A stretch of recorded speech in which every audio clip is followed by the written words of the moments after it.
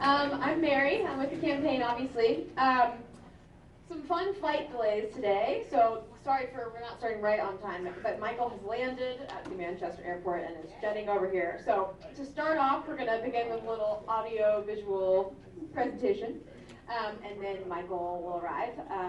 He will be introduced by Wilton Terrace, who many of you know and is in the back of the room. So here we go.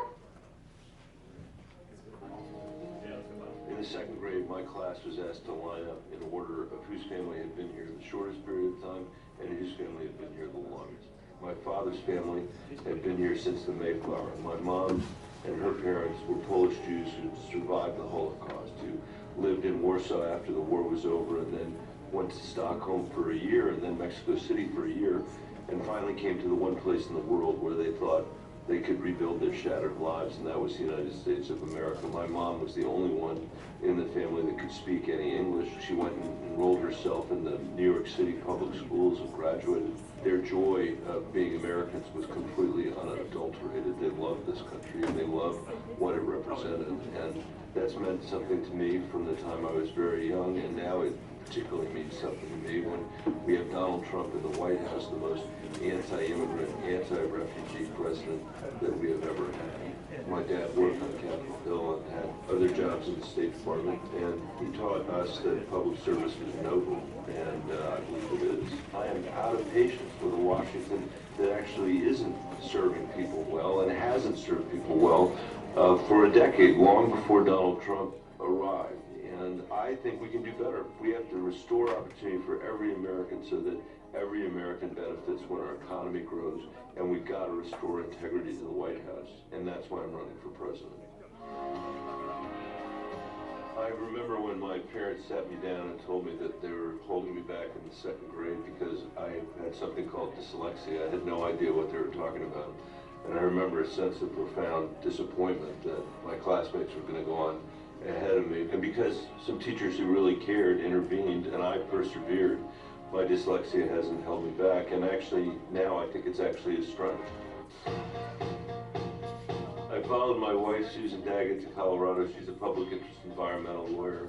We both had decided that we wanted to move to Denver, but naturally she got hired first. Michael and I met on the East Coast, but once we decided to get married, we knew that we wanted to raise our family in the West. And I almost showed up at my wedding, October 25th, unemployed, but the week before I got hired, and then we got married and moved to Colorado. I got my dream job in Colorado working for Earth Justice, doing public interest environmental law, and he followed me. He's always been extremely supportive of my career and wanted to help me get my career going. So we moved to Colorado and bought our first house. We actually renovated it ourselves, put up the sheetrock and put down the tile and built a new kitchen and started our family in Colorado, where we've made our home ever since. I enjoyed the time that I had in business, but I had the opportunity to make a contribution to Denver, and so it was fortunate that I did, because had I not left the private sector, I would have never had the chance to be the superintendent of the Denver Public Schools and worked on behalf of the kids in my community.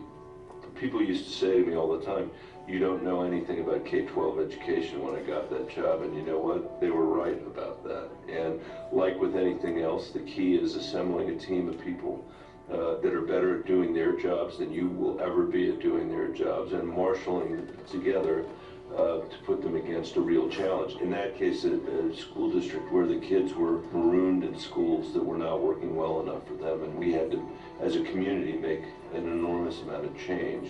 It wasn't easy, but because we had a great team of people and because our principals and our teachers and the families themselves pitched in, we were able to change a lot of lives. We had to make some very difficult decisions when I was superintendent of schools in Denver, including closing schools. I remember one in particular. They needed to be in a place where they could get a real high school education. And so that then led to a summer where we would go to their doors and register them in their new high school. When you're walking door to door like that, and when you're spending time in community meetings like that, as I was, every single night I was superintendent of schools, you know, you really learn what it looks like in this country to wake up every morning not sure where your meals are going to come from, and not sure whether your family's going to be able to put together enough income to buy the things you need to feel like you're making progress in the society, like early childhood education or like drugs or health care. It's a real challenge for people. I was first appointed to the Senate, and I had 3% name ID in the state of Colorado, and I'd never run for office before. And I went back to Washington exactly the same time Barack Obama went back to Washington, and we began to consider the most important health care reform that had been enacted in a generation, called the Affordable Care Act, or Obamacare. I was proud to vote for that, but I was viewed by everybody as the most vulnerable Democrat up for election that year in a purple state, a state that's exactly a third Democratic, a third Republican, and a third independent. It was shaping up to be a horrible year for Democrats, and it was a horrible year for Democrats. It was the rise of the Tea Party. And in the face of all of that, not only did I vote for the Affordable Care Act, but when a lot of people weren't having town halls at all, I went to the reddest parts of Colorado and held town hall after town hall after town hall. I made my own deck, just like I used to when I was superintendent of the Denver Public Schools, to try to explain why I voted for the bill, why I thought it was going to be important for the American people to have the protections for people with pre-existing conditions, why it was important for us to expand Medicaid. We talked a lot about my disappointment that we hadn't passed a public option as part of that bill, because I thought that was a critically important part of it. And in the end, I barely survived, my election. I was asked on national television whether in that election I was willing to lose my seat over the Affordable Care Act, and my answer was yes. There's a new senator who's on the ballot next year in a tough state. If you get to the final point, and you are a critical vote for health care reform, and every piece of evidence tells you if you support that bill, you will lose your job, would you cast the vote and lose your job? Yes. The reason I was asked that question was they thought I was going to lose, and I didn't know whether I was going to lose or not, but I had the opportunity to fight a good fight, and it was a good fight. It was worth fighting, and we barely survived. And actually, because I won, and Harry Reid won, and Patty Murray won out in Washington State, Democrats held on to the majority for another couple of years, another 4 years. Glad Joe Biden has been arguing that we should have a public option. He said that he came up with the idea. I'm actually the one who wrote the damn bill, like Bernie wrote the damn bill on Medicare for all. There are other politicians in this race that have been all over the place. Mayor Pete was for Medicare for all. He said it over and over and over again, and now he's for a public option. Elizabeth was said, I'm right with Bernie. Yes, I'm with Bernie on Medicare for all. Now she seems to have changed her mind as well. I've had this position for the last 10 years. It hasn't changed, and that's not because I'm stubborn. It's because it's what the American people need, and it's what will succeed in getting us universal coverage. I want us to spend the next 10 years fighting for a progressive agenda that actually gives everybody in America the chance to participate meaningfully in this economy and this democracy. Fighting a losing battle on Bernie's ideological commitment to Medicare for all would be a huge mistake. I remember when Bernie Sanders presented Medicare for all in our Democratic caucus meeting, and I can remember thinking, you can't even get that passed in Vermont or California or Colorado. How are you going to pass it across the country? And in the meantime, people in my state and in other states need health care coverage. This is not a game for them. It's something that we have to solve. It just doesn't make sense to me. We're the party that's getting people health coverage. Donald Trump's the first president in American history to take insurance away from millions of people. Do we really want to go into this election on defense on health care? We should be on offense. I was proud to vote for the Affordable Care Act when I was up for my first election in 2010. It was a brutal vote. I was glad to take it. I was proud to take it. And I was proud to defend it in the reddest parts of my state. I don't need a lecture about how hard healthcare is politically. If you get to the final point, and you are a critical vote for health care reform, and every piece of evidence tells you if you support that bill, you will lose your job, would you cast the vote and lose your job? Yes. That was the toughest vote that I have ever taken, and I was able to survive the election. And I believe that our work was always incomplete. We never had a public option. We should have as part of the Affordable Care Act. 10 years later, we know millions of Americans would have benefited from it because there's so many people who make too much money to be on Medicaid, but they're not making enough money to be able to afford private insurance comfortably. And then the Republicans won majorities in the House and the Senate. And after a decade of voting to repeal the Affordable Care Act, they then put it on the Senate floor for real, and they lost. And for the first time in 10 years, we were on offense on health care because we had defended the Affordable Care Act successfully, and because we had prevented the Republicans from taking away health care for millions of people that have pre-existing conditions. The next week, Bernie introduced Medicare for All, and 6 or 7 people that are now running for president decided to be the original co-sponsors of that bill, and all of a sudden we were on defense again. In the last election in 2018, we flipped the House of Representatives. 40 people flipped seats. 39 of them ran on a public option. Only 1 ran on Medicare for All. That's how we won a majority in the House of Representatives. And that's how we're going to get universal health care for everybody in America. My family's like any other family. I've had a kid who was with a group, they were camping together, and the rock they were on got struck by lightning. They ended up being taken to the hospital. I got another kid who was born premature and had to be in the ICU. I have another kid who had to have an appendectomy just as I was deciding to run for president. My own family wants to make the choice about what's right for our family, and I believe that's true for almost all the families in America. And by the way, under my plan, every single person who hates their private insurance is now going to be able to get off it and get on a public option, which is why the private insurance companies hate my proposal so much. Unlike Medicare for All, they think it actually could become the law, and if it did become the law, the people that hate their private insurance companies, and from time to time I've hated my private insurance companies, will have an option to be able to have the public option. What keeps me up at night is the same things that all the families that come to my town hall say keeps them up at night. They're working really hard and they can't afford some combination of housing, health care, higher education, or early childhood education. In other words, they can't afford a middle-class life and they can't save. They think that their kids are going to be worse off than their parents were, and that's not the way it's supposed to work. Addressing those needs of the middle class and working people is why I want to be president of the United States. We can't afford 4 more years of sleepless nights because Donald Trump is still our president. Are we actually going to get anything done to restore opportunity in this country? I think we can. I think we can dramatically increase the child tax credit so we cut childhood poverty in a year by 40% and end $2 a day poverty in America. I think we can dramatically expand the earned income tax credit so that people that are working actually have more money to take home.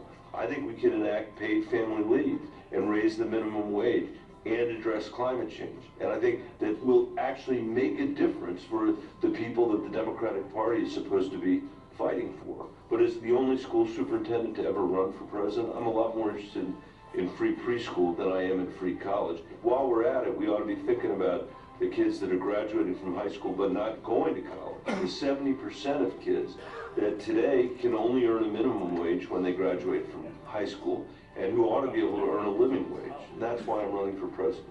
A lot of the talk in this primary is about how to divide up the economic pie in this economy, and that is really important. We also have to grow the economy in ways that are going to benefit everybody in this country. I consider myself a progressive. And I don't think you can be progressive without actually making progress. That's certainly the way I think about it from the vantage point of the kids I used to work for in the Denver Public Schools and their families. You know, kids all over America who are living in poverty or who are working but can't comfortably live a middle-class life. That's who Democrats should be fighting for. There's nothing progressive about free college. I understand why people in a presidential campaign would promise something that they're not actually going to deliver, but as the only school superintendent to ever run for president, I'm a lot more interested in free preschool than I am in free college. It is far more progressive. While we're at it, we ought to be thinking about the kids that are graduating from high school but not going to college. The 70% of kids that today can only earn a minimum wage when they graduate from high school and who ought to be able to earn a living wage. And that's why I'm running for president. This is the most popular tweet that I've sent out as a candidate for president. If you elect me president, I promise you won't have to think about me for 2 weeks at a time. I'll do my job watching out for North Korea and ending this trade war so you can go raise your kids and live your lives. And I think that's what this election is all about. It's actually a good tweet.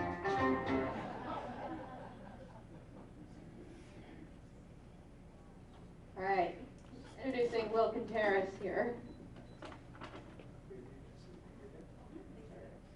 it's a little bit like being at the movies. You've seen the trailer, and I hope we didn't give away too much of the movie, but Michael will fill in all the blanks. And now I'm the commercial that usually comes before the trailers, so I want to just thank everyone for coming and talk to you a little bit about my journey to becoming a Michael Bennet supporter. It probably started 40 years ago when I was working for a senator from Colorado by the name of Gary Hart, who also was a long shot candidate and who everyone thought didn't have a chance until he came to New Hampshire, and New Hampshire voters showed the rest of the world what they really expected to come, what their leaders should look like. I'm going to have to drag that story out a little bit because I've been told he's still a couple of minutes away before I introduce him. I should have brought my guitar, actually. I think that would have helped, although maybe it would put you in the wrong mood. And I have proof of that at home because I have a 13-year-old son who I used to play the guitar and sing to every night when he was younger. And then when he turned about 9 or 10 years old, I stopped doing it. And I noticed after 6 months, nobody in the house, including my wife, asked me, could you bring that guitar out again? So I'm sparing you that. But I will tell you that this is a unique campaign. It's different from all the others. Actually, when I first started, I thought the theme of our campaign should be like the old Monty Python movies, now for something completely different. And this staff, one of the things that's unique about it is that they have run on time for every, I know you're not going to believe me, but every single house party in town hall has started when the brochure or the flyer said it was going to start. Tonight we apologize, it's beyond our control. I guess the flights were a little tied up, probably from people trying to escape from Washington, D.C. and all the madness that's going on there. So without going back further than 40 years, I learned a lot from that campaign, and I learned that the way we got a long shot elected was by talking to as many people as possible and getting a high conversion rate. And I've seen that with Michael Bennet. At the house parties that we've done, if there's 100 people, there are 90 people. First of all, and you'll notice this tonight, everyone in the room is going like this as he talks. They just understand that what he's saying is the truth and is what we need to hear. And when those people leave, what we ask them to do, and what we'll ask you to do tonight, is to find your own network. Find 5 people, 10 people in your neighborhood or your bridge club or gym or wherever you have a gathering of friends, and tell them about Michael Bennet, because we are, you probably noticed, we're a little underfunded. We're understaffed. I read the other day that Michael Bloomberg has 1,100 staff people. Bernie has 900. And I think Elizabeth Warren only has 600, but I think we're topping off at probably 80, maybe nationwide. So we have to work twice as hard, and we have to do twice as many, or 4 times as many of these events as any other candidate. And we're on track for that. I forget what tonight is. What number are we? 47. So we're 3 away from Michael's pledge to do 50 of these events between now and the election.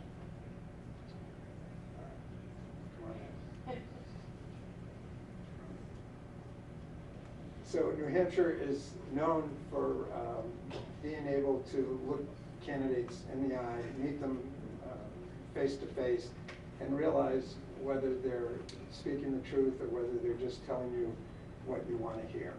And unfortunately, there's a lot of that because it tends to work in politics, frankly. But I've always believed that there's no diet that allows you to eat more and weigh less. I don't care what anyone says, that's never going to work. And I think that when you have candidates that are making promises that seem like they're wonderful, but will either take so long to achieve or will divide us by more than the current president is actually dividing us, it's the wrong road to go down. Being told we're 1 minute out, so, and that depends on which door he's coming out. I don't know if any of you saw the movie Spinal Tap, but I started to feel like that when you're in the basement and you're never going to get to the stage. So there have been a number of candidates that have come to New Hampshire that people have said they don't have a chance. Another one of those was Jimmy Carter. I think you all remember him, and he He did it by going door to door and talking to people just like we're doing in this campaign. And New Hampshire people, I don't know if it's become a genetic thing or if it's just because we introduced this process to our kids at a young age. But you'll see the same families at events for every one of the candidates, and they'll bring their teenagers and their youngsters, and you get a certain quality or a certain ability to read someone's character. And I was saving this for when Michael was in the room, but I've seen a lot of these candidates over the 40 years, and I've read policy manuals, I've seen debates, and there's really something about a person's character that you get a sense of when you see them in person. And I think you'll see tonight that this fellow's character is unlike any others. So, without, well, with a little further ado, I guess. And I know you guys all have places to be. Can I ask a question? I'm going to ask a couple of questions tonight, but what's with the red shirts? Stop reading. I love it. It's great. And you guys all going throughout the state, or are you just in Manchester? Great. From here? From New Hampshire? From everywhere? Oh, good. So, yeah, it's often considered a young man's game, and on the level that our staff is doing it, you really have to be in a position where you can give up your career for a while, take a year and dedicate it to a person that you feel is the right person to lead the country. And it's traditionally been something that it's easier to do when you're 24 than when you're 54.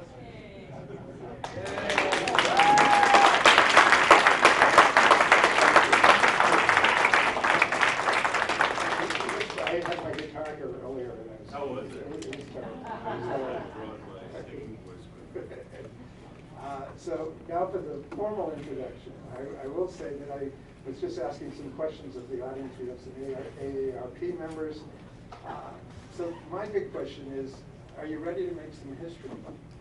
Because that's what we're going to do in 8 days, right? And whatever comes out of New Hampshire is going to have an impact on the direction this country goes in. And that direction is going to be led, hopefully, by someone of the character of Michael Bennet, who you'll understand after he's done presenting. I think you'll see what I've been talking about in terms of he's genuine, he's not offering policies that are never going to be achieved, he's aspirational, his policies are achievable,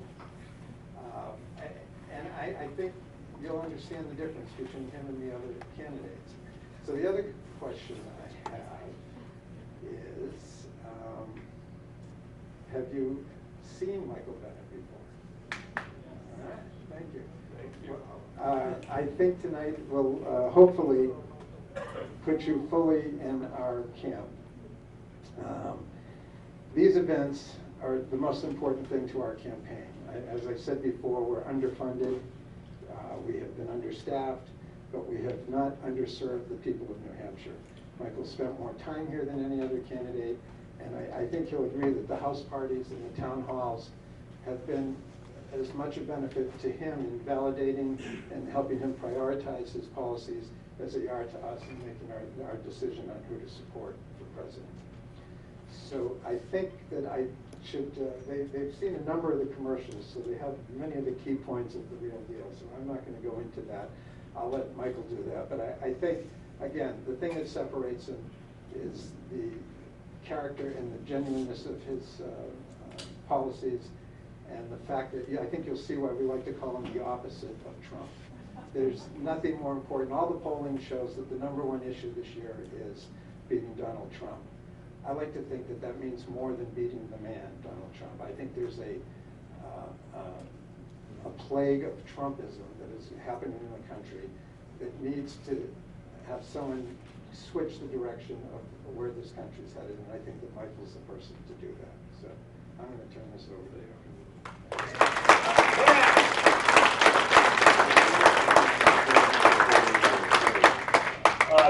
I am so grateful to Will Contreras for supporting my campaign and for everything that he has done and Merrill, to welcome me and my wife Susan and my family. This is like every campaign is a family affair. This has been a family affair, getting to know those guys and their family, and the generosity with which they've welcomed us. As I said, I can't say how much I appreciate it, because it turns showing up into something like this into feeling like you're not imposing on people, but we're actually having a conversation that's of use to you, which is the standard that I sort of set for myself at the beginning of every one of these. So I want to just say thanks again for all you've done and all we will do over the next week. I'm a little I'm late, and that's another thing. I've spent more time in New Hampshire than any other candidate, and I was here and did 33 town halls and house parties, and then I said, you know what, I'm going to do another 50 town halls, and I think we're up to 47 tonight. This is the 47th, so we're almost at the 50th. And I believe it is a true statement that I have not been late for a single one of those town halls. I have been on time every single time, and tonight I was late. I was delayed because of the airplane coming back from Washington. I flew down last night for the impeachment stuff this morning, and then flew back this afternoon. So I apologize for being late, but I want you to know that's not my usual approach to the work. The reason I paid a lot of attention to New Hampshire is that you guys typically respond to town hall efforts like this, or you have in the past. And I know that you are less decided today than you were 6 weeks ago, or 6 months ago, or a year ago, because you're trying to figure out who can actually beat Donald Trump. And you keep going back and forth about who the right person is to beat Donald Trump. And I think there are people who are reconsidering whether the leading candidates in the race in Iowa are the ones that are going to be the ones that can challenge Donald Trump most effectively. And I think it is the right question to be asking. This is what you should be asking. I got in the race, and I've stayed in the race until you guys were going to make up your minds, because I actually do think I'm the person that can beat Donald Trump. I think I'm from a part of the country that can help lead Democrats to victory, both at the White House, but also the Senate as well. I've got an agenda that we can talk about tonight that you guys were hearing about earlier, the real deal, that is not only progressive, which it is, but I think it's something we can get done, and I think we can use it to win elections in purple states that Mitch McConnell does not want us to win, so he can continue to do the non-work of the American people in the United States Senate. And I believe this race is not just about beating Donald Trump, it's also about sending Mitch McConnell back to Kentucky if we're going to make any progress as a country.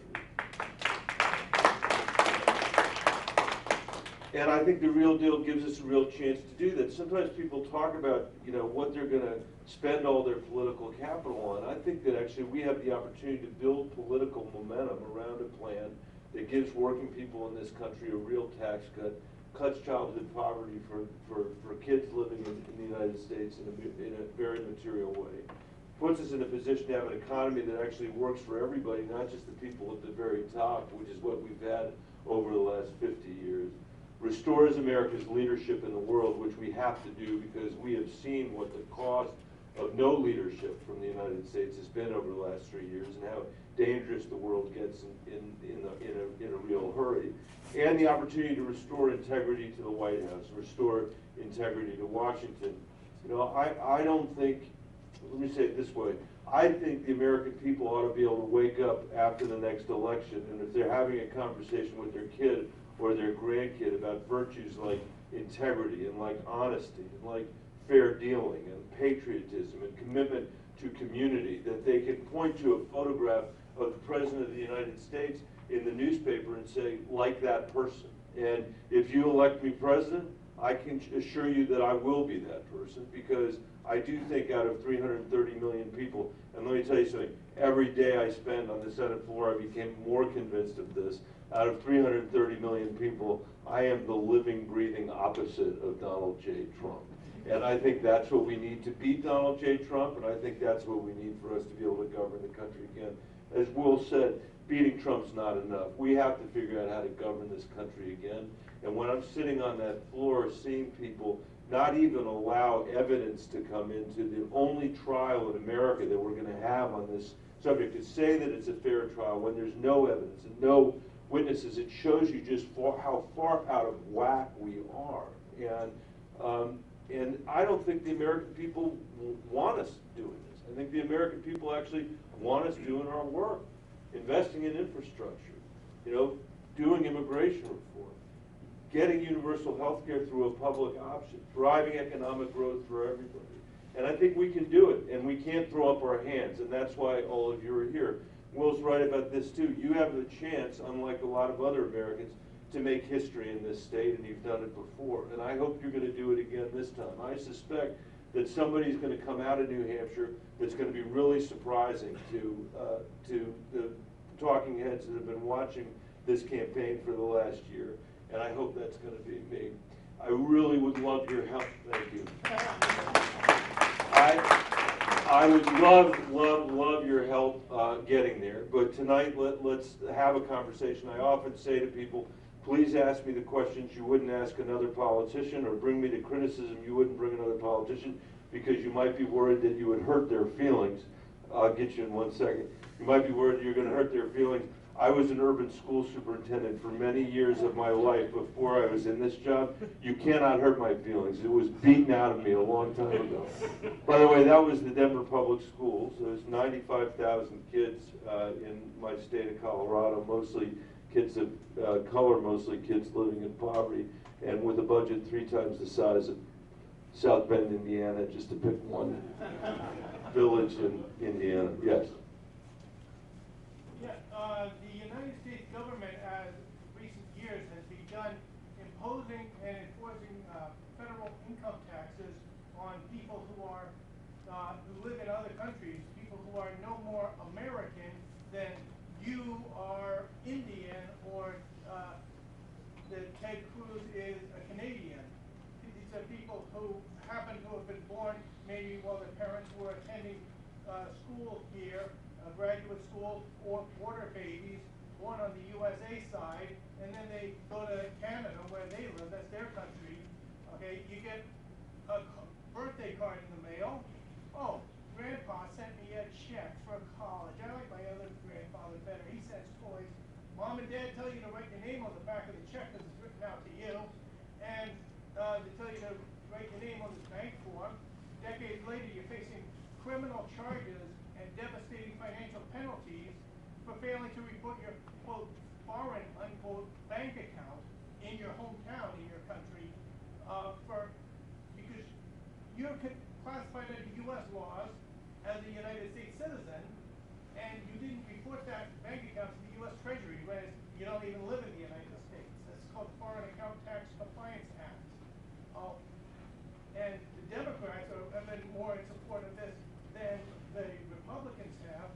How do you figure that the federal government of the United States has any right to require people in foreign countries to report their bank accounts to the U.S. Treasury, or to pay income taxes to the United States Treasury? Do you have personal experience with this? I'm just curious.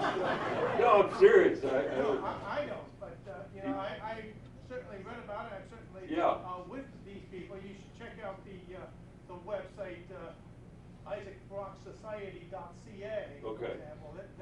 You'll see how furious you're getting these people. It's not doing much good for U.S. foreign policy.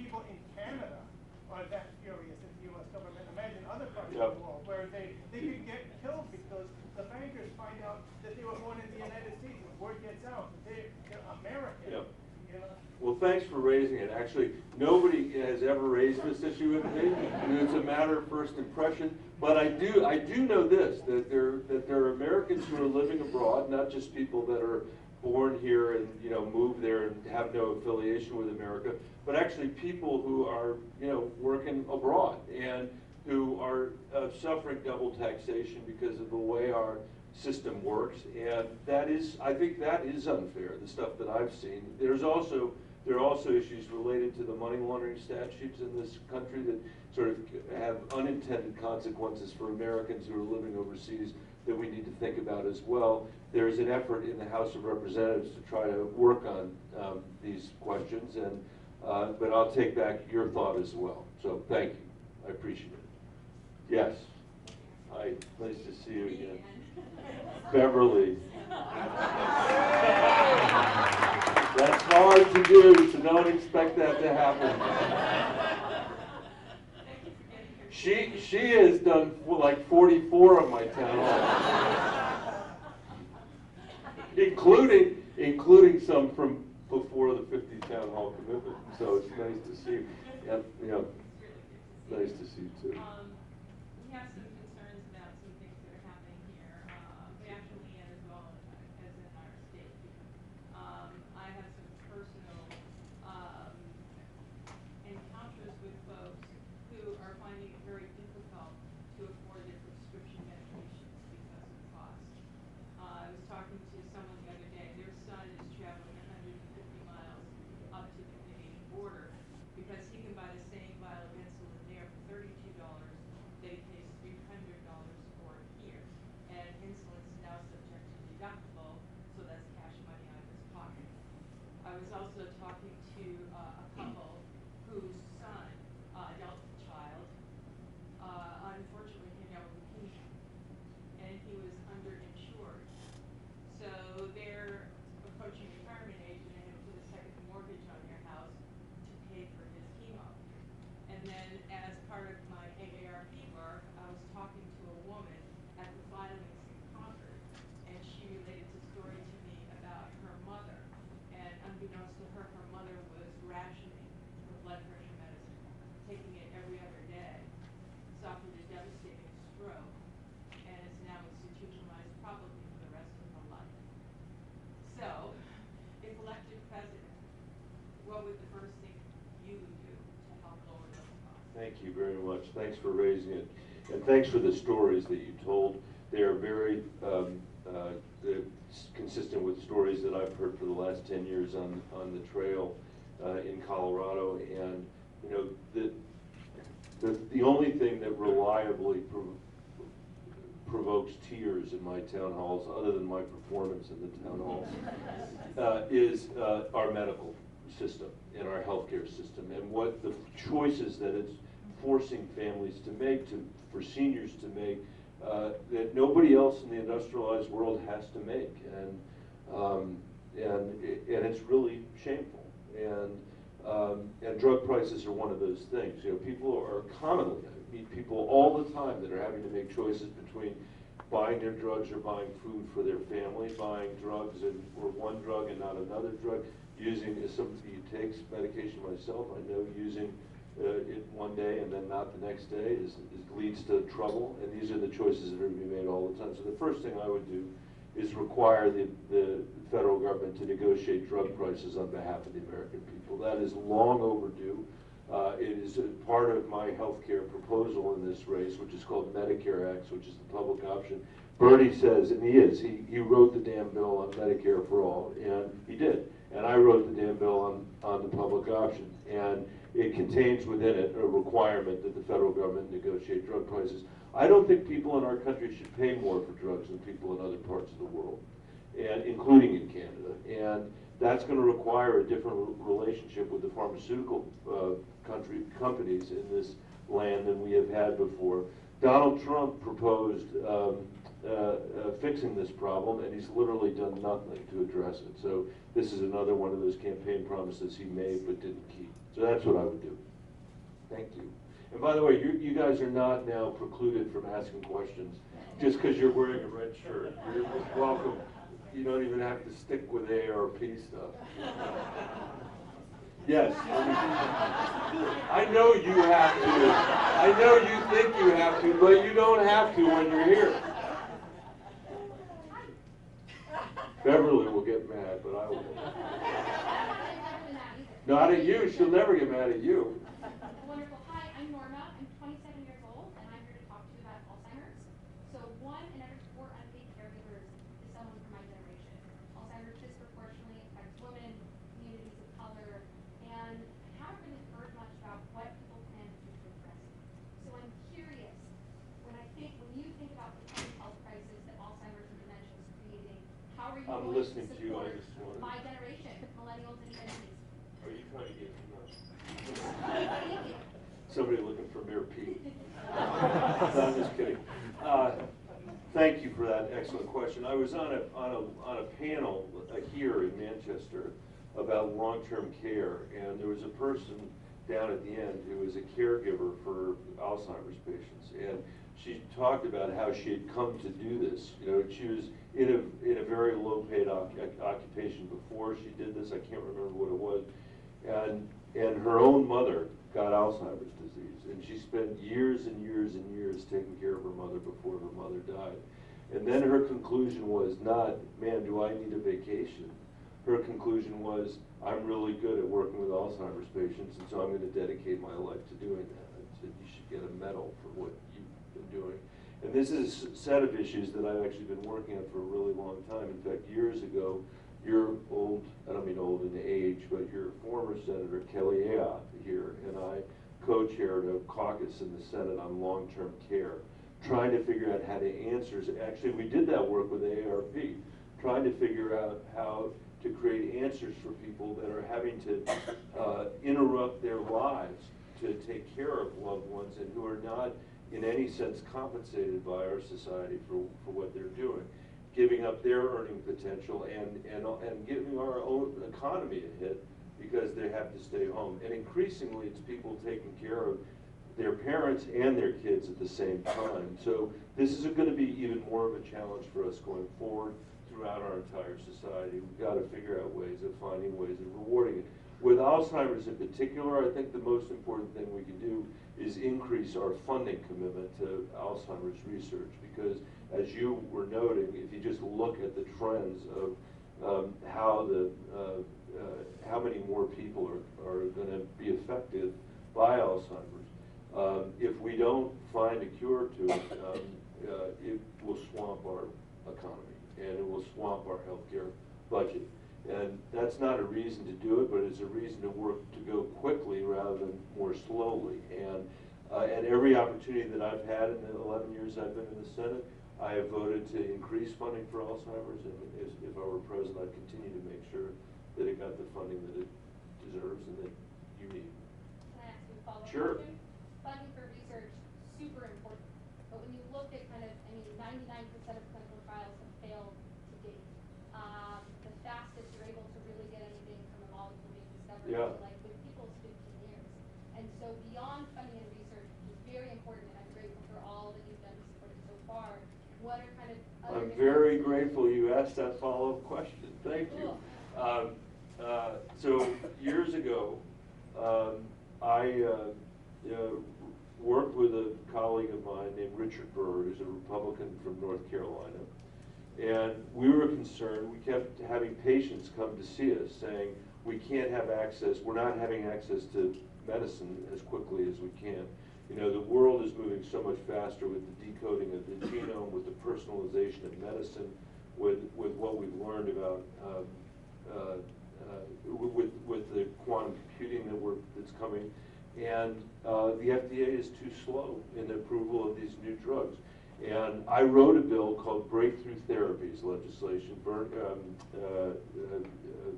The senator from North Carolina, Burr, came on that bill. It was a bill not written with the Alzheimer's folks, but it was written with the Friends of Cancer folks. And we expected that one drug would be approved every year as a result of that legislation. Since we passed the legislation, almost 150 new drugs have been approved as breakthrough therapies. Half of them are cancer drugs and others are other kinds of drugs. Many of them are drugs where it showed great promise in a very small population of people, and over time it's reached everybody else. So if you come to my office, which I wish you would sometime, there is a picture right outside of my office of a young man named Caleb who had cystic fibrosis, and because of the law that we passed, the very first breakthrough therapy drug for cystic fibrosis was a drug called Kalydeco, and he went from having to do all the things that people with really tough cystic fibrosis have to do to playing soccer again and living his life almost as if he doesn't have the disease. That's the promise of this new medicine. And so I'm going to continue to work to make sure we have policies in place to create more innovation in our drug system. And I think it's fair to say I've been one of the leaders in that in the Senate. So thank you for the follow-up. Okay, sir. I'm curious about your mother and her experience as a refugee. how that affects your attitudes towards immigration and the like. And also just curious whether you've gone back to Poland with your mother. Okay, great. Thank you for asking that. By way of introduction, I'm going to tell you one quick story, which is that when I was in the second grade, my class was, and I actually was in the second grade twice, you should know. I have dyslexia, and I am dyslexic. And fortunately, a teacher caught it, and they did a lot of work with me in the second year, and I never caught quite up to where I was before in terms of age, but anyway, I don't know which year it was, which of the 2 years it was, but in one of the 2 years of second grade, my class was asked to line up in order of whose family had been here the longest and whose family had been here the shortest period of time. And I turned out to be the answer to both those questions. So on my dad's side, my family went all the way back to the Mayflower. And my dad, I've been thinking a lot about him recently. He passed away about a year ago. And for a lot of his career, he worked in the United States Senate as an assistant to some senators at a time when the Senate actually functioned and worked. And he'd be very disappointed, to say the least, to see what's going on down there now, although amused by the fact that I am there. My mother had exactly the opposite experience here, totally different. She and her parents were Polish Jews who survived the Holocaust. And they wouldn't leave Poland. My mom was too young to be part of that decision, but my grandfather didn't want to leave his family behind. He had a big extended family. And during the war, everybody was killed except my mom, her parents, and an aunt. And they lived in Warsaw for 2 years after the war. Then they went to Stockholm for a year. Then they went to Mexico City for a year, of all places. And then they came to the United States, the one place in the world where they thought they could rebuild their shattered lives, and they did. You know, and my mom was the only one in the family who could speak a word of English. She was 10 or 11 years old. She enrolled herself in the New York public schools, New York City public schools. She graduated from Hunter College High School in New York, and she graduated from Wellesley College in Massachusetts in one generation. And I have traveled this country broadly, my home state a lot. There are a lot of immigrants in my state. And I have yet to encounter a single person who has a stronger accent than my grandparents had. And I have never met anybody who are more patriotic than they were, because they knew what it looked like to live in some of the worst circumstances that humanity had ever confronted. And this country not only took them in, but celebrated the fact that they were here. At least that's how they felt about it. And they felt like, to their dying days, that they were as American as anybody else in this country.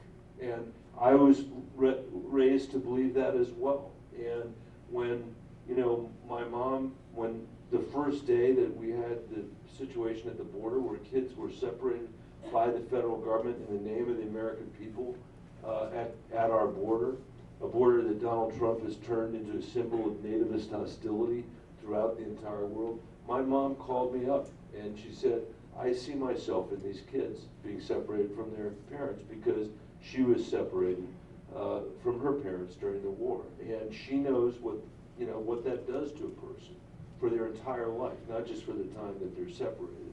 And I know what it does. I can testify what it does to somebody who comes after in the next generation. One of the things it teaches you is you can't escape history. None of us can. And it's a reminder how, to me, of how important America is to the rest of the world as a symbol of human freedom. Not because we're perfect, it's the opposite of that. It's because we've been imperfect. But in general, we have fought to try to overcome those imperfections. We have fought to make the country more democratic, more fair, and more free. These are things Donald Trump doesn't even comprehend, much less agree with. And as the grandson of those people and the son of those people, the reason why I'm fighting so hard to see if we can save our democracy, preserve our democracy, is partly because I want to be able to pass it on to the kids that I used to work for in the Denver public schools and my own kids. But it's also because I know human beings all over the world need the example of the United States. So all of that feeling comes from my family's experience and my mom's experience. And you know what? The interesting thing is, they almost never talked about it. They never talked about what had happened to them during the war. But you could see the unadulterated joy that they were in America and that they had become Americans. And I think this is why, one of the reasons why I want very much for Donald Trump to be a one-term president, because I think he's doing damage to how we think about ourselves as Americans. Does that answer the question? Very much so. Thank you. But I was curious about whether your mother ever went Sure. back to Poland. So I went back there without my mom, and my mom, to mine, I don't believe she's ever been back. And my grandparents never went back. They never wanted to see it again.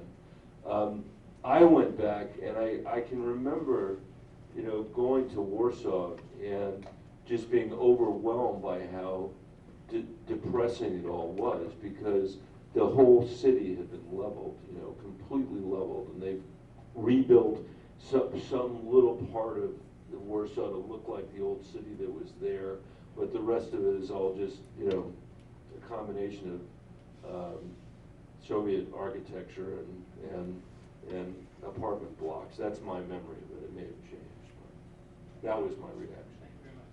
Thanks. Senator, it's good to see you again. It's nice to see you again. I did a whole big order yesterday. That's not my question. Yeah. I did. I got a hold of all of them yesterday. Oh yeah, the one that was the one that phoned me wouldn't get out of bed. Yeah, don't tell her I said that, 'cause she's actually the good one. Anyways, another AARP question. Medicare provides health care for 260,000 greater savings, and it invests $2.8 billion into the New Hampshire economy.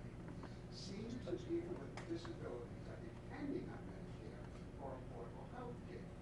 Along with Medicare, if nothing is done to update Social Security, many believe benefits will be cut across the board by up to 25% by 2035. I like this. When elected president, I like that. Thank you. what will you do to make sure that Medicare and Social Security are there to ensure greater savings, and the citizens of this country can continue to live with dignity, health, and financial security? Thank you very much. Thank you for the question. First of all, you should all know that Donald Trump has tried to cut Medicare and tried to cut Social Security, despite what he has said about that in the campaign that he ran the last time. His budget actually went out of its way to try to cut Medicare. We were able to stop it from happening, all of us working together, and that's good. The other thing is Medicare and Social Security have been incredibly important to keeping seniors out of poverty in this country. That's sometimes not recognized, but the poverty rate among seniors would probably be at least triple what it is today if we didn't have Medicare and Social Security. I think the poverty rate among seniors today is about 11%. It'd be in the mid-30s if we didn't have it. And people are having a hard enough time retiring already because the economy we have isn't generating enough income growth for people, that if we cut Medicare and Social Security, it'd make matters even worse. On Social Security, what I would do is lift the cap on Social Security, because I don't think there's any reason that people that are making more than $138,000 should be paying less of a percentage of their income than people that are making less than that. That would do a lot to deal with the solvency of Social Security. I also think that it's time for us to increase benefits for the poorest seniors, because we haven't done that in a long time. And people are really living hand to mouth, and we should do something to respond to that. On Medicare, I think the single most important thing we could do is take an insane healthcare system and make it sane. And we got to take the incentives and disincentives in our healthcare system that are creating a healthcare system that's costing the American people twice as much as any other industrialized country in the world is spending on healthcare and getting less good results, and convert that into a system that's driving better outcomes at a lower price. And the good news is we're doing such a bad job of doing that right now that there's a lot of low-hanging fruit for us to go after. Another part of it was also reducing drug prices. We got to figure out how to take better care of ourselves as Americans as well. If we do those things and create more transparency in our healthcare system, I mean, nobody knows what anything costs in our healthcare system. Nobody has any idea what anything costs. If you're lucky, what you can figure out is that, what your insurance company tried to charge you for it, but you never know what anything actually costs I think there should be a price tag literally on every single thing that we have in our healthcare system so we can drive down those costs, and that will extend the life of Medicare dramatically from where it is today. That's what I would do. Thank you. Is there anybody not in a red shirt that would like this? Actually, can I do this? Is there any non-male person who would like to ask a question? Just because, thank you. Then, no, because I had 2 or 3 in a row, so I was just. Well, that's fine, but I'm not. I was just representing my daughters, but I'll come to you next. You don't. I'm coming to you next. Thank you.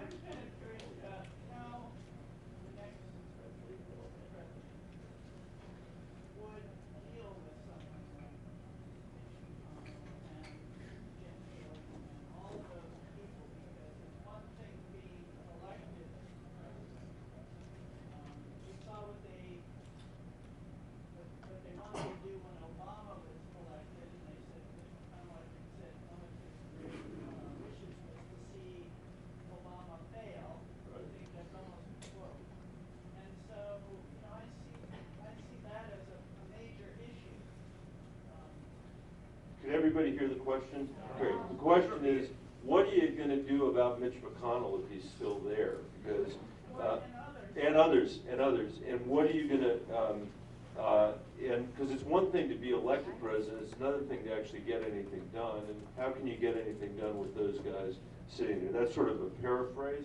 But this is something. And by the way, I think the exact quote was, their number one priority was making Barack Obama a one-term president. I think that's what they said. And I think this is such an important question, and it comes up in every single town hall that I have, and I'm sure it comes up in the other people's town halls as well. And I actually think I, frankly, have a better answer than the other people do that I have heard. And you can, if you want to read it in book length, my book, it's called The Land of Flickering Lights, is the name of my book. It's not a book about me, but it's about how are we going to deal with this central problem. I don't know where you were when Barack Obama was elected president, but I know exactly where I was. And I was in a house in Denver watching it on my laptop, I think. And there was he and Michelle Obama and the 2 daughters, the 2 girls on the stage in Grant Park in Chicago, exactly. And I was thinking to myself, man, we have reached the pinnacle of the story of our civilization, of our society. And all I could think about was what it would mean for the kids in my school district when they thought about a president to think about Barack Obama as their president. What it would mean to my own 3 daughters to think about, when they thought about a president, think about Barack Obama as a president. I did not think that night at all about the reaction that would set into his election.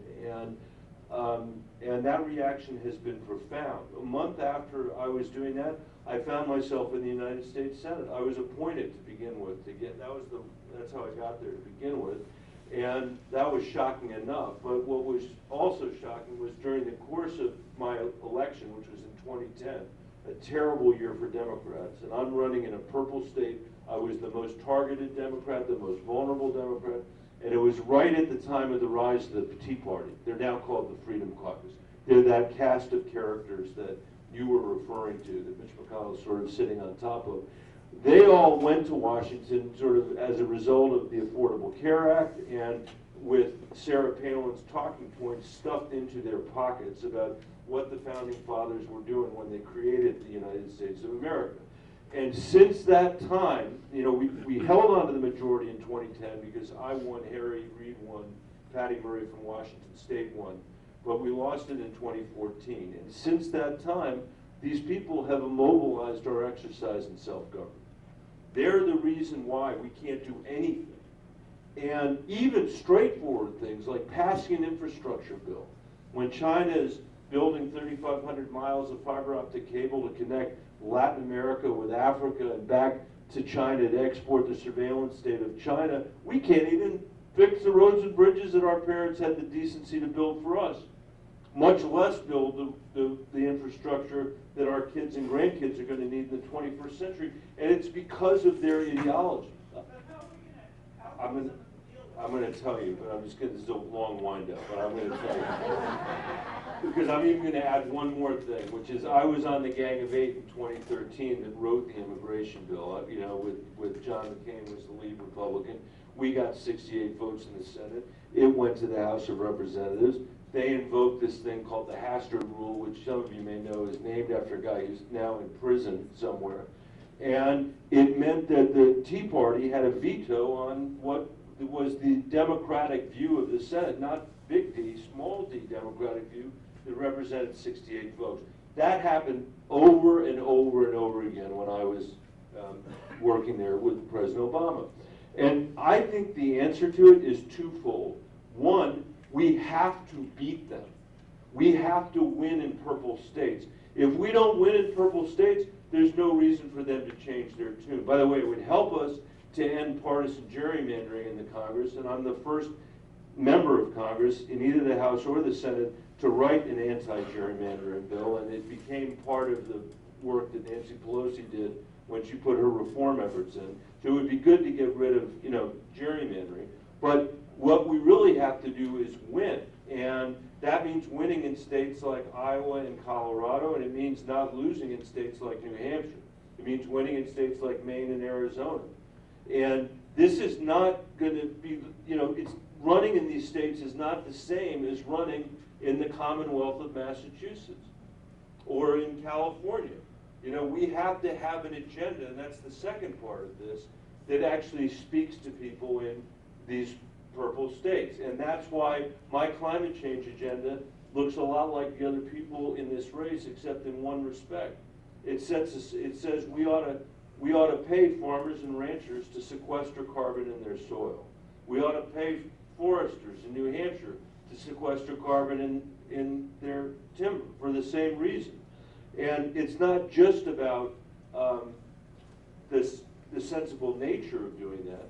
It's also about building an enduring political coalition that can win and beat these guys. It's why my health care plan, Medicare X, that I mentioned earlier, that's the public option, starts in rural areas in this country, and after 3 years, it's then available to everybody else. And 10 years ago, and by the way, I wrote it long before I was running for president.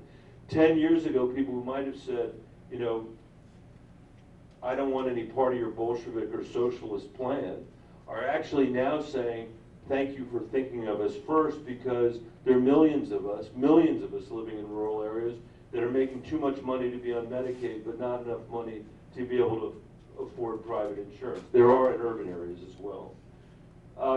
It's why I've said over and over again that if I were elected president and I went to reverse Donald Trump's tax bill, which I would gladly do, and replace it with the real deal, which would cut childhood poverty in 1 year by 40%, according to Columbia University, and $2 a day poverty in this country without adding a single federal bureaucrat to the workforce and costing less than 3% of what Medicare for All costs. It's why I've said I would go to some very rural and red county to do that, to make that proposal.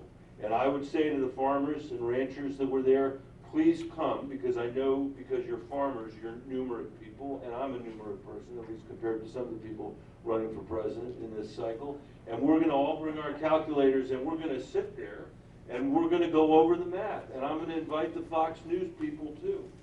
You know, if we can't start to establish some baselines about what facts actually are, our democracy is going to be lost.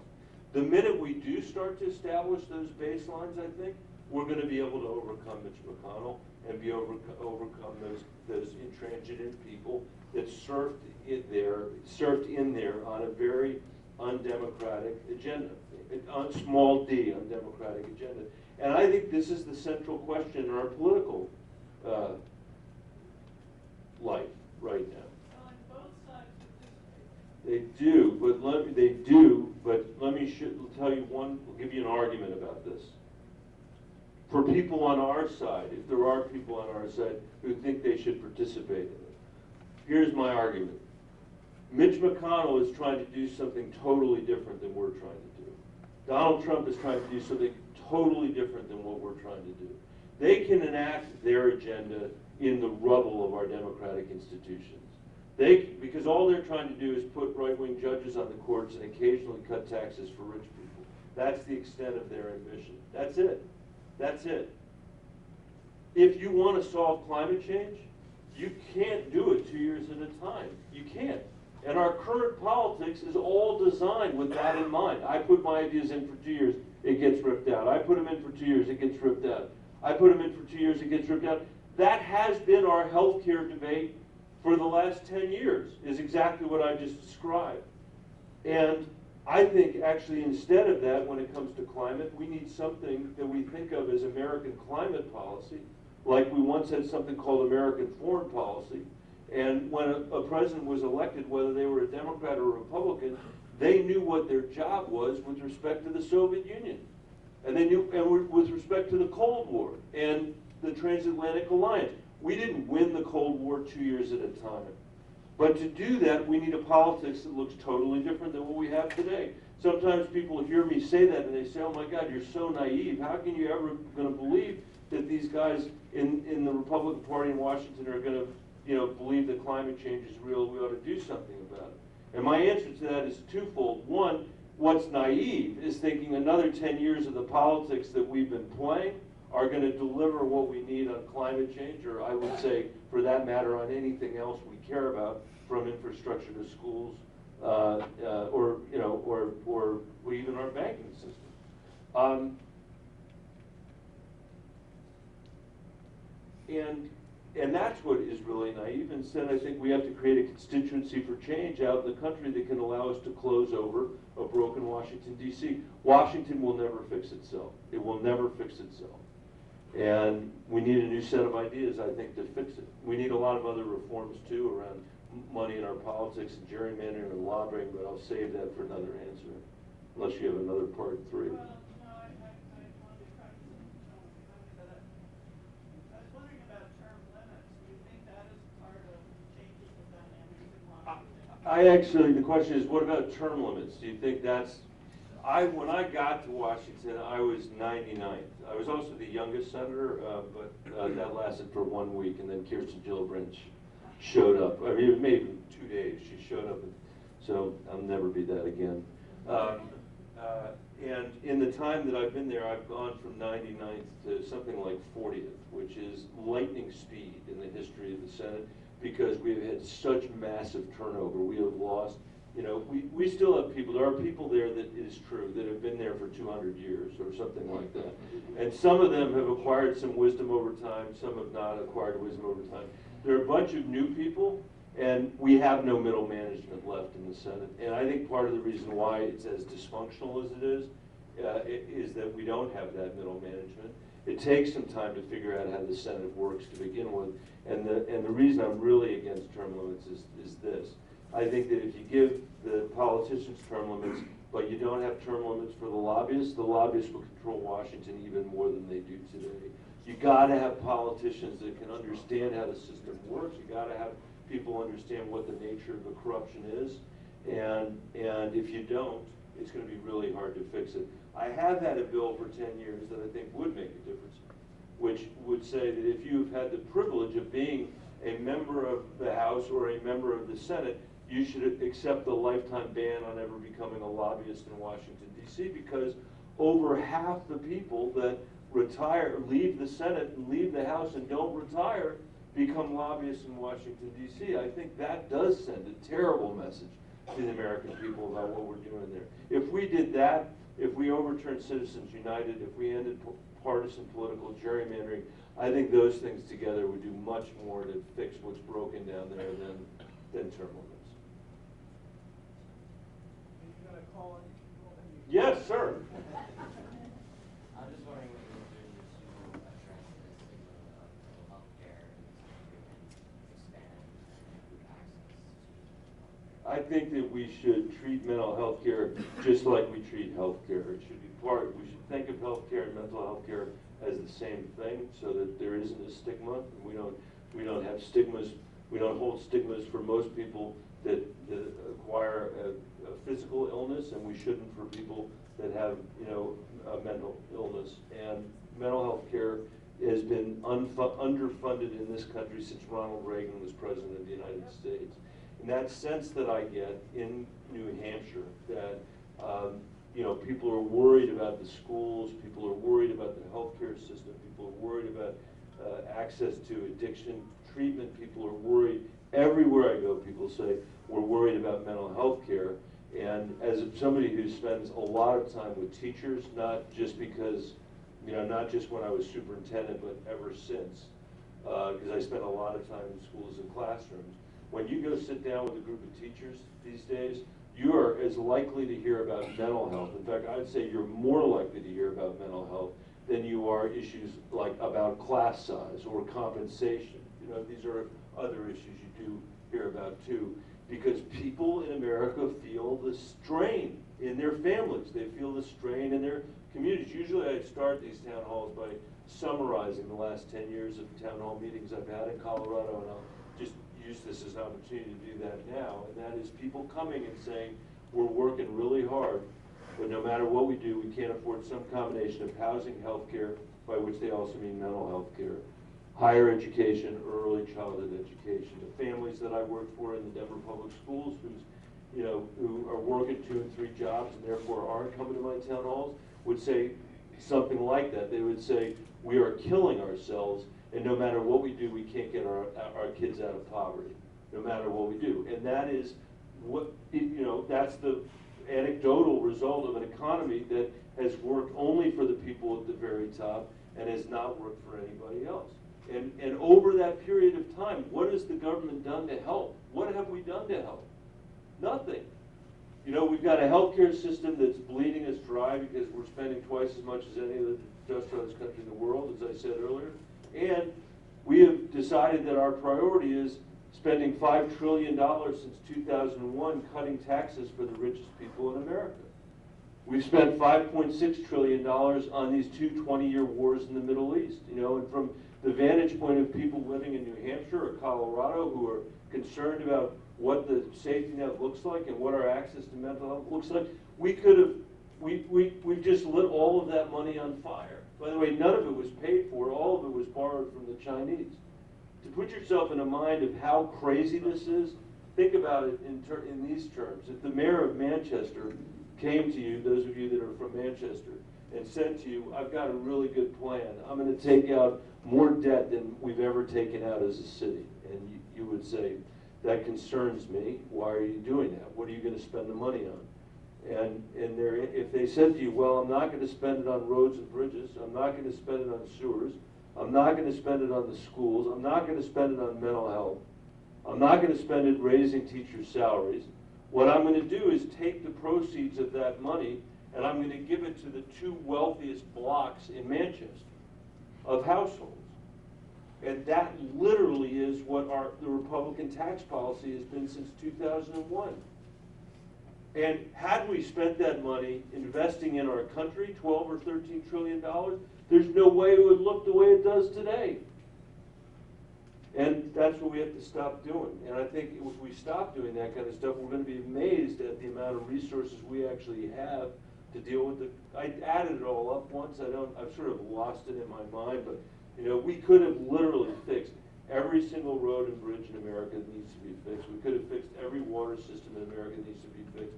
We could have given every teacher a 50% raise. We could have given preschool to every 4-year-old in America who needs it, which is every 4-year-old in America. We could have made Social Security solvent for my daughter's generation, and we could have paid down some of our national debt for that amount of money, and still have had money left over. That's how big those numbers are.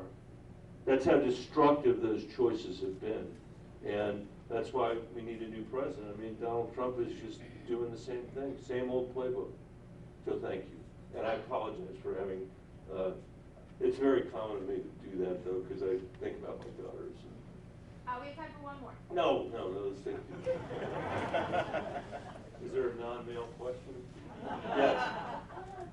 I hate to be like a vindictive person, but what did I do to earn your... No. I'm talking about the fact that I feel really guilty about the fact that I want something to happen to the current occupant of the White House.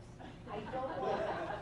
And I read the other day that Andrew Yang said that if he got elected, he was going to pardon him, or let him off. He needs to be held accountable. He is a criminal. I mean, we all know that. So I think the best thing we can do is win this election. I will say that I'm a huge admirer of Barack Obama's.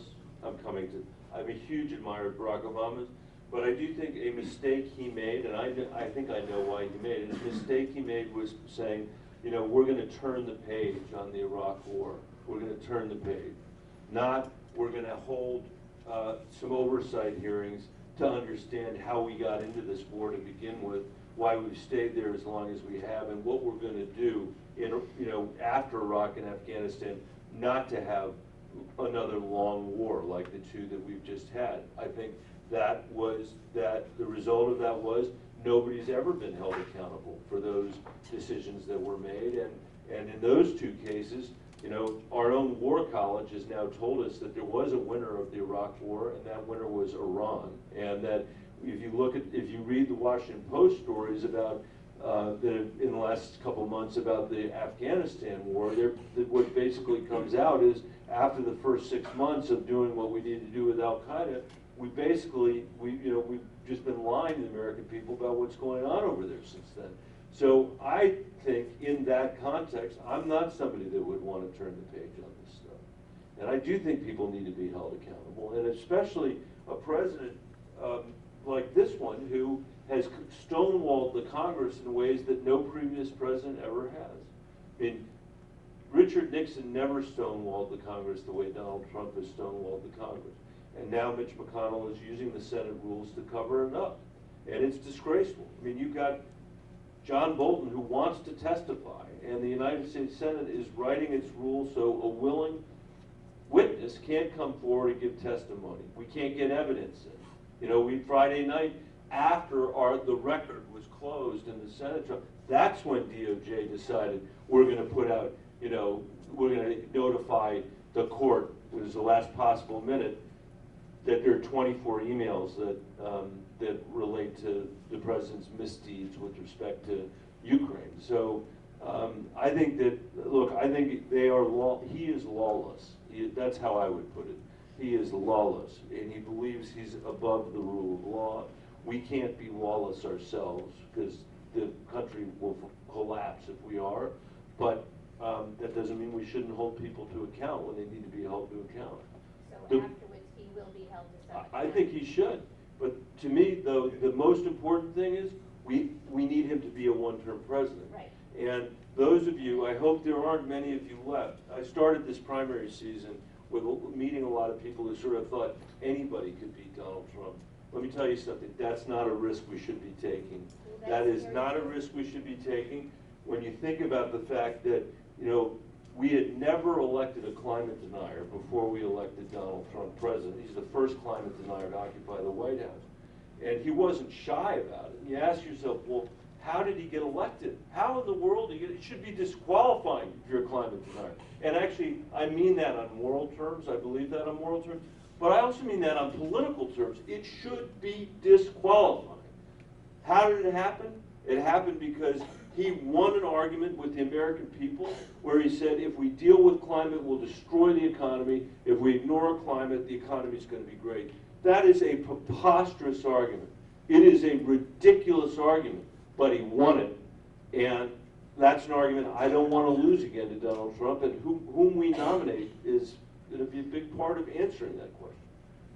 Yes. Hi, Lydia. Hi. Senator Bennet, I'm volunteering for you because you have lived and worked your entire career for the values of America I believe in. But we're in a situation where, you know, the poor can't pay taxes and the rich have been excused, and we have a lot of people in the middle, by which the person who expanded the middle class the greatest was the one to redefine it from $25,000 to $250,000. But the culture of fear and the fact that people are sort of down, we get to this two Americas part where some people are really worried about how they pay a massive tuition bills or worried about their 401k, and other people dream of having a 401k or being able to pay tuition. I would like your thoughts on how you short-circuit this culture war. It's very profitable for the media. It's very profitable for people that benefit business. When you get people like Redskins or Yankees fans don't become Red Sox fans. When you push people into a lifeboat situation and put them in teams, then they stop thinking, we're not red or blue or purple. Right. Why are you the person? How do you get people off of that? So let me say, first of all, I spent the flight up here reading Ezra Klein's book on, his new book on polarity. And I so much regret not having finished it, because I almost felt like not coming to see you as I was reading it, because it was so freaking depressing. And he's right on about a lot of what's going on in our society and in our politics, and it's some of the things that I've been trying to say less articulately than he says in the book. I am hopeful, knowing Ezra, that in the end there's going to be a plan of some kind to get us out of it, and I regret that I'm not here to tell you what the plan is, but you have identified a big issue in our political culture. Look, I've said to people over and over again during this campaign that the Founding Fathers did not create this country believing that we would agree with each other. It was exactly the opposite of that. Exactly the opposite of that. They believed we would disagree with each other. That was the point of living in what they called a republic.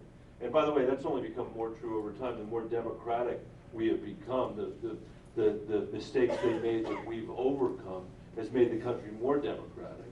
And we've moved our republic into being a democracy, which is what it is today.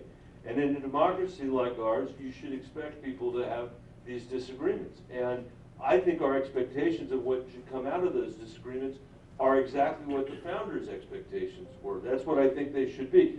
They believe out of those disagreements, not that we would create some shabby consensus, not that we would create some moderate splitting the difference between two parties' obsolete ideas, which is kind of what passes for it right now down in Washington, D.C.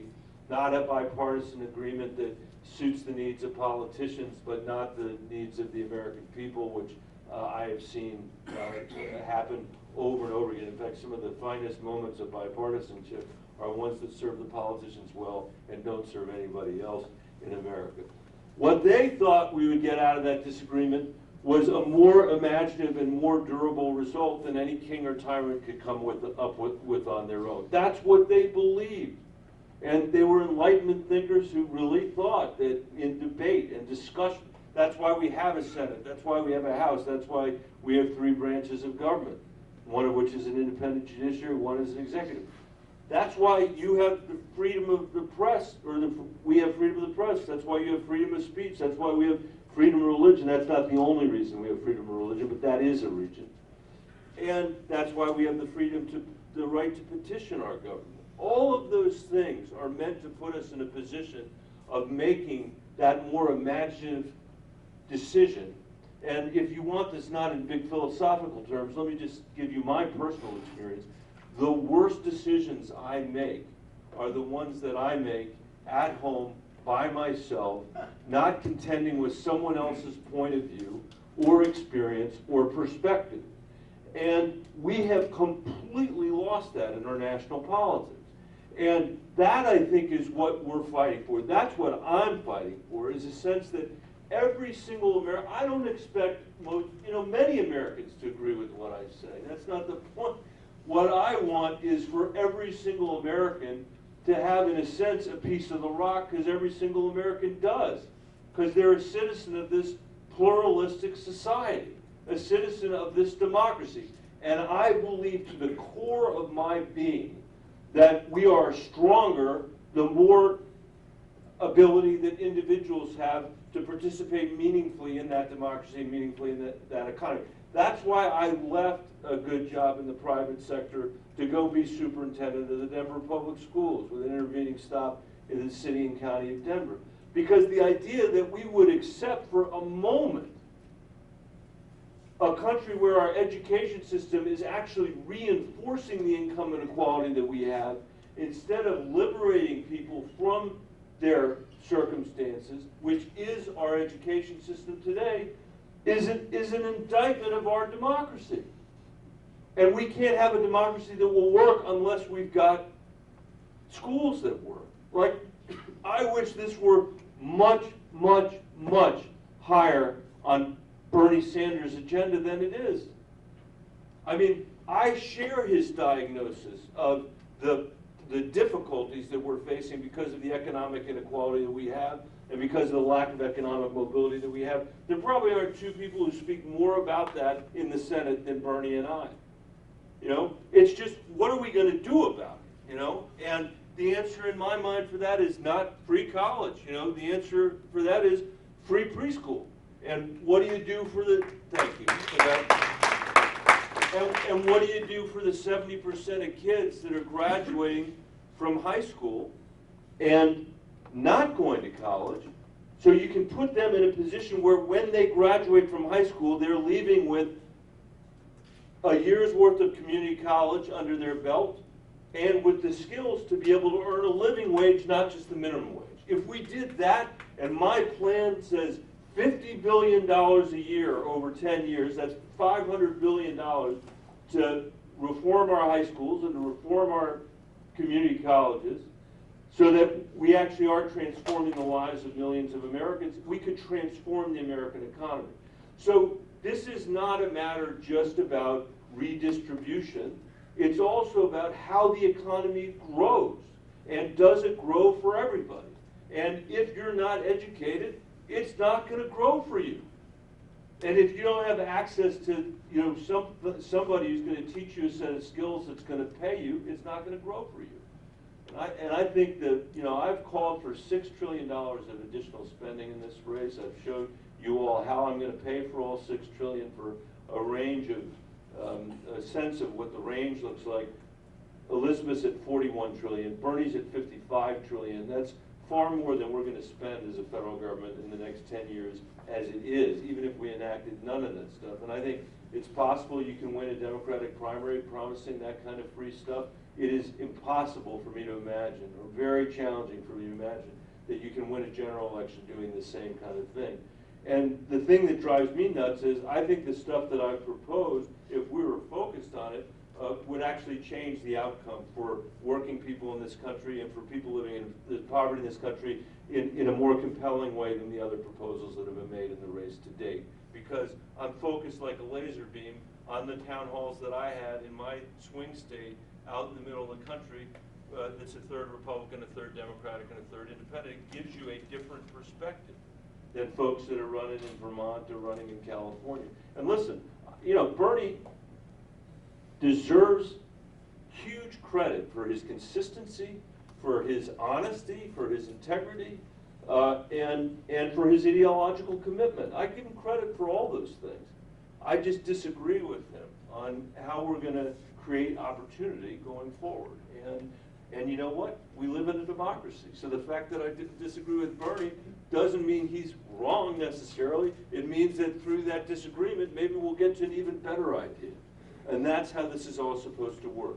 And when I think about, you know, the people we're up against in this election, who are actually spending their time trying to make it harder for people to vote, make it harder for people to have health care, make it harder for people to earn a living wage at work that can support a family and allow them to participate meaningfully in the democracy, I think they're working not in the interests of Republicans or against Democrats. I think they're working against the interests of our democracy.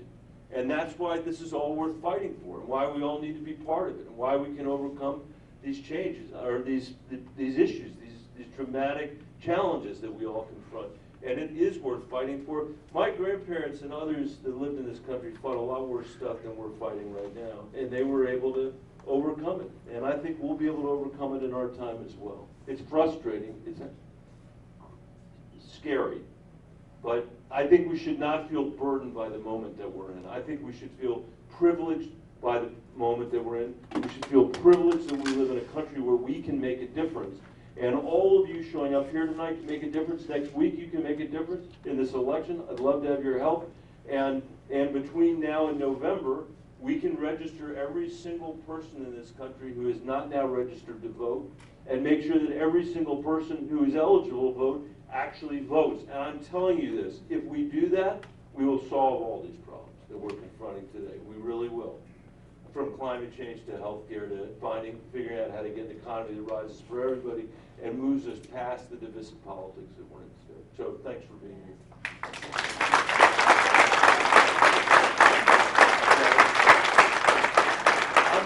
I'm getting the hook here. So listen, thank you. I really appreciate it. I'm very, very grateful that you took time out tonight to be here with me. We'd love your help with the campaign and any help you can give over the next week.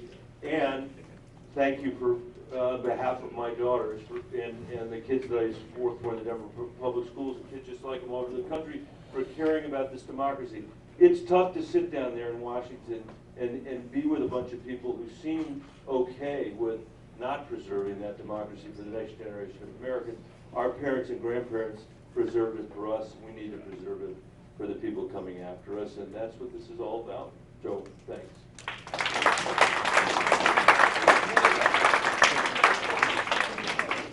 Thanks, Zach. I'll quickly add if you'd like a photo, just come on up, but please line yourselves this way.